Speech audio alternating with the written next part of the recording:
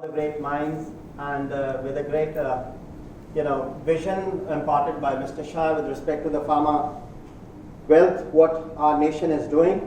I would just like to share very briefly with a couple of slides giving how the healthcare domain imparts. Yes, pharma is one pillar to it, but yes, the other side is how the medicine moves down to the healthcare perspective. So I just share with you that as Raghu, my colleague, outlined, Council for Healthcare and Pharma is a young body which has just been set up. It's a non-profit Section 8 company which has been set up with the nomination from the Government of India and Government of Japan, which has founding members coming from the Innovator Club from Japan, the generic people from US, think tank bodies from Europe and Africa, with a clear perspective to advocate the thought leadership, intellectual property issues, access to affordable medicine as well as healthcare.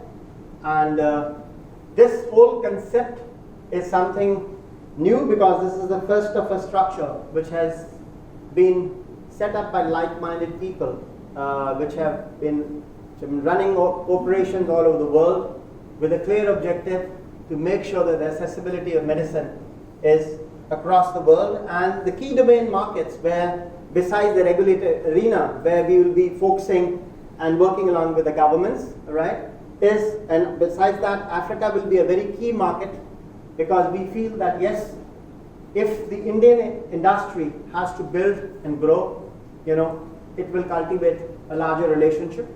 Yes, unlike other people, we have also in our bodies, we have China playing a very important role. We will have a nomination from the government of China along with us, besides the key industries from there, from the pharma world, because China has to play a very important role, because yes, they are manufacturing some of the key chemicals and basic intermediaries, which are very important if the Indian industry has to run on the pharma side. On the number two side, the scale at which they are manufacturing medical devices, right, and certain medical products. Yes, the world needs them, and the quality and the joint working and collaborations will impart the way forward, how the global world has to be given medicines, healthcare at an affordable price. I will just move down and give you the perspective with respect to the global scenario, then we talk about India, and then we talk about the way ahead, because there are some similarities which Mr. Shah has anyway outlined as of now. Now this is a very interesting slide, if you look at it, from a perspective that yes, I have done a comparison of US, Japan, Germany, Australia and India. We as a nation, are only contributing, healthcare GDP is 4.7%, and this 4.7 is split. Public is 1.1% from the government and the private sector is 3.6.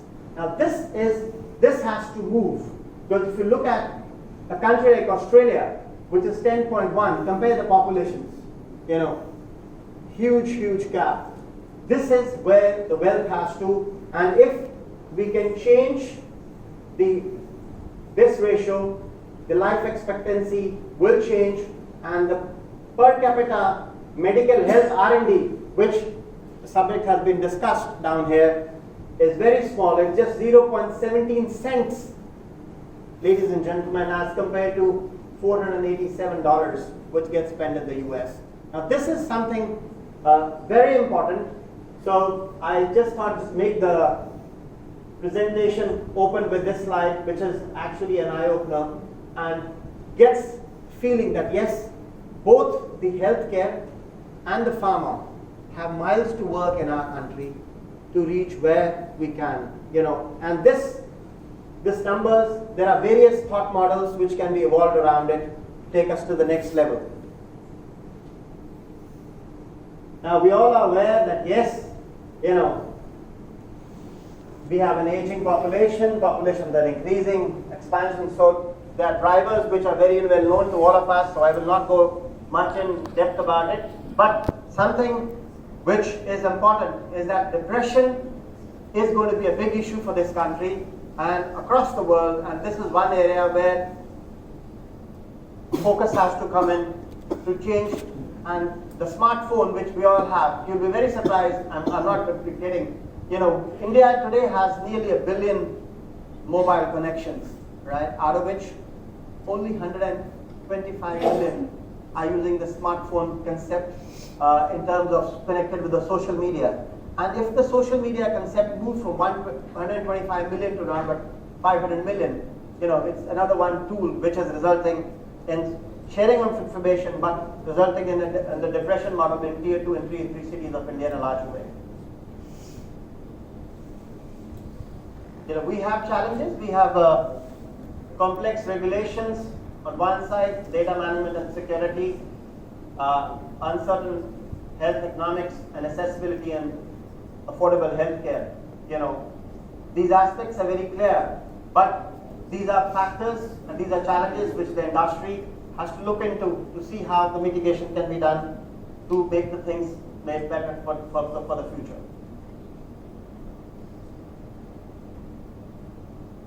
In terms of the expectation, everyone wants lower cost, accessible healthcare, international standards. But on the other side, we have limited infrastructure, inadequate resources. This is a subject which is looming on everyone's mind. It's easier said than done.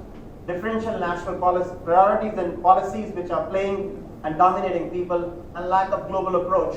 This is, each nation, each country, each community, and if you look into our country, each state feels that it has its own domains if they want to cultivate.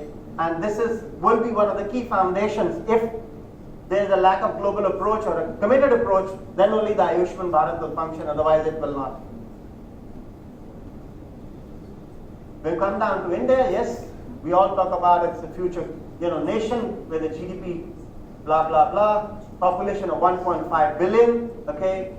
But on the other side, we all forget that yes, we are the youngest. By 2025, we will be the youngest nation in terms of an average age of 29. So it is a nation, okay, where healthcare will be a key focus. We need investments in the right area. So that is why I have been expressing down to the RP people that yes, they're a rich club. They have a passion. So they should look and want to come down in India in a way so that they can come on the investment model as well. Unfortunate that the guy from Kotak, he's left, but had he been here, yes, it would have been visionary for him as well. I just want to now come down, run the 2 slides, is with respect to the opportunity, what we have. Additional 3 million beds will be required as per the WHO standards, okay, by 2025. So immense investment is required in the basic infrastructure. We need 1.5 million doctors and 2.4 million nurses to meet the growing demand. Trust me, do not look at the hospital infrastructure what we have in tier 1 cities. When you go into the tier 2 and tier 3, you realize where the real India is. Trust me, the pain is very bad. I come from Punjab. There is a cancer train which runs every day from Bathinda district to Bikaner district. Right? It has the state which was the most wealthiest state in terms of GDP. Today is poorest in health. It has the highest per capita number of people suffering from hepatitis today, besides cancer, which is a looming issue. Right? Over 200 billion is expected to be spent on medical infrastructure. The hospital industry to reach 132 billion by year end 22. Now, one thing which is very, very critical is the new drug development, which I think there was a question and it was being discussed today. I personally feel that basic research and academia has to be cultivated in our country. If you look at NIH, they are give the kind of grants which are there, which are going back to the academia, okay, in terms of research, are totally missing. This is something which has been worked upon, and I'm hopeful that new things get cultivated and a new norm gets cleared by our government going forward.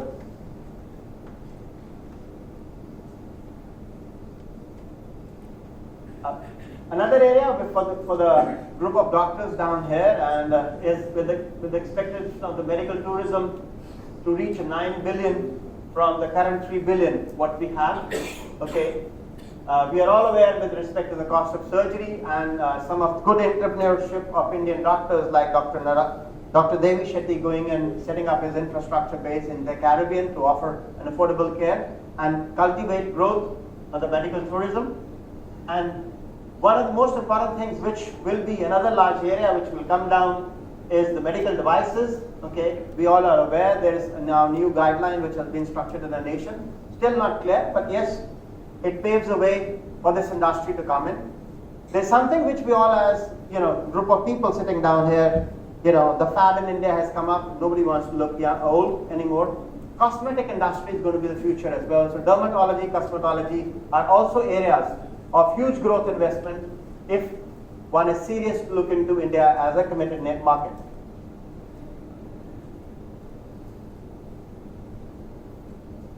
This is something I'll just talk. I'm skipping slides because of the time issue. I'll talk about the initiatives. There are good initiatives which our nation has done with respect to the Modi initiative, the Ayushman Bharat.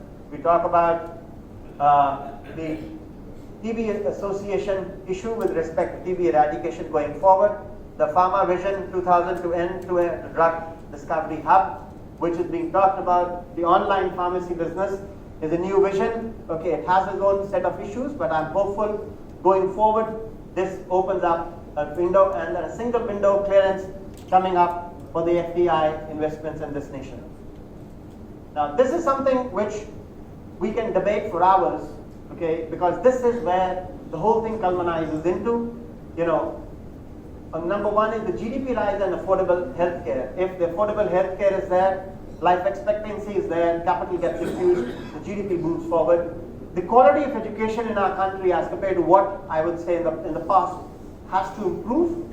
If you see a lot of private institutes have sprung up, but the quality of education of the children is poor. Trust me, this is what I am saying. I can be wrong, right? But if the academia and the private research and the research infusion capital comes in, I'm quite hopeful that yes, India can come up with new products which could then be committed by the investment world to make them a real product. Then comes the investment, the FDI and the forex, the infrastructure build-up, which our Niti Ayog, the Planning Commission, has decided that yes, artificial intelligence will be in three key industries. One will be healthcare, the second is information technology, and the third is infrastructure, basic infrastructure to build where India is today and where it could be taken up. And the fifth, yes, the development and the job creation, which is very critical, without which nothing will happen. And this can be one way forward where I would request RP, I would request the think tank, various personalities sitting down here, that look at India in a very serious way. Right? It's a hub for generic industry, which has miles to grow in times to come. We have to improve upon the standards of product, what we are offering in the domestic market. Compliances have to grow in this nation, all right? Because you can still walk down to any pharmacy down here and buy any medicine. The concept has to change. Trust me, okay? But the motion has been set, but it will take its own time. But if you, as people with wealth, with vision, with thought and passion, look at something which can change the horizon. The another thing which I would like to say is that yes, as I have seen in the last couple of years with the presidents of RP, they have a passion for its own state and they like to do things variously. I would request you, okay, yes, you have your own thoughts. Look at one or two diseases, like you've taken TB as a mission and you're driving it consistently with the approach from the government, from the private sector, from the various international bodies, and there is an achievement which you leave a mark on it. Similarly, look at another problem and collectively work rather than doing areas and working in areas or working in silos within India. That is something which I'd like to request, and that's something which I will sit around with Mr. Shah that yes, to create a fund, if you guys want to have your next generation coming into India as well. That is something which I like, that this continuity which you have built moves on and the legacy is there. Thank you very much.